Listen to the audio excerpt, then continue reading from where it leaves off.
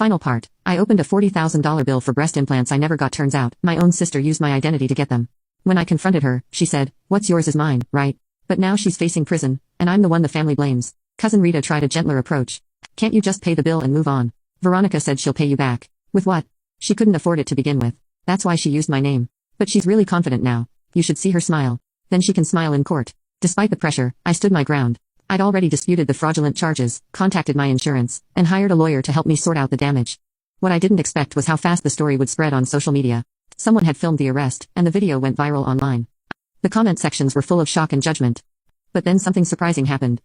Other women began sharing their stories about parents, siblings, and spouses who had stolen their financial identities. My sister used my credit to fund her wedding while I was deployed overseas. My mom opened cards in my name when I was a teenager. My brother bought a motorcycle in my name, then called me dramatic when I confronted him. Suddenly, my situation wasn't an isolated incident. It was part of a broader conversation about financial betrayal in families, and the silence victims are pressured into keeping. A victims advocacy group contacted me about speaking at a conference. A national credit service asked to use my case as a learning tool. 3 law firms offered free legal help to pursue civil claims against both Veronica and the clinic that approved the surgery. Meanwhile, Veronica was facing real legal consequences. She was charged with identity theft, credit fraud, and forgery, serious charges that carried the risk of years in prison. Her lawyer called me personally. "Miss Santos, my client is open to a plea deal. She'll accept guilt if you'll agree to a reduced sentence." What does reduced mean?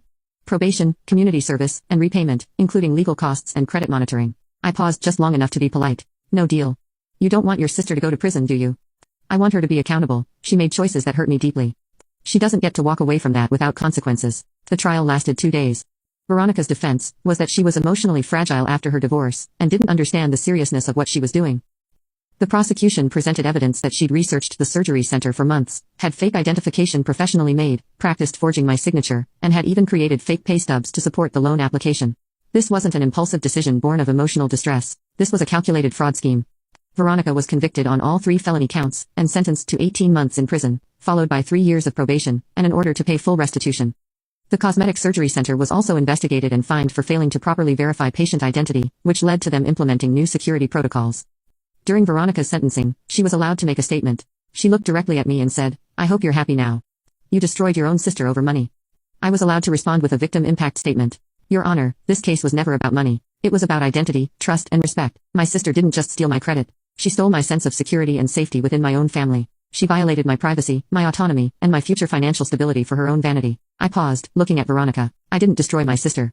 She destroyed herself by choosing to commit crimes, instead of addressing her problems through legal and healthy means. The judge agreed. "Ms. Veronica Santos, identity theft is not a family matter. It's a serious crime that destroys victims' lives and financial futures. The fact that you targeted your own sister makes this crime more egregious, not less." 2 years later, Veronica was released from prison. She called me on the day she got out. "Gabs, I know you probably don't want to hear from me, but I need you to know something." "What?" "Prison was the best thing that could have happened to me. Not because of the punishment, but because it forced me to face who I'd become. I got therapy, real therapy. I learned about narcissistic personality disorder, about financial abuse, about taking responsibility for my actions." I was quiet for a moment. And I'm sorry, really, truly sorry. Not sorry I got caught. Sorry I did it in the first place. Sorry I violated your trust and privacy. Sorry I put my vanity ahead of your financial security. Thank you for saying that. I know I don't deserve forgiveness, but I want you to know that I'm paying back every penny. I have a job now, a real job, and every spare dollar goes toward restitution. I know. I've been getting the payments. Is there any chance maybe someday we could try to rebuild some kind of relationship? I know it would take time, and I know I'd have to prove myself. I thought about the woman who'd stolen my identity for breast implants, who'd shown them off while I was discovering the financial wreckage she'd left behind. Then I thought about the sister I'd grown up with, before the divorce, before the depression, before the narcissism took over completely. "Maybe," I said, "but it would have to be on my terms at my pace." "I understand, and Gabs, thank you for not letting me get away with it. I needed consequences to change." 5 years later, Veronica and I have a cautious but genuine relationship.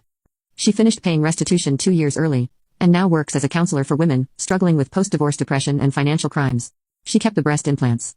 Removing them would have been another unnecessary medical expense, but she always tells her story honestly when people ask about them.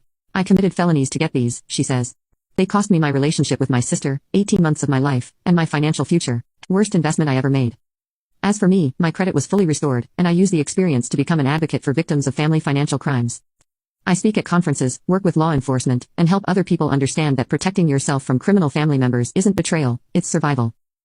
Because sometimes the most loving thing you can do for someone is refuse to enable their worst behavior.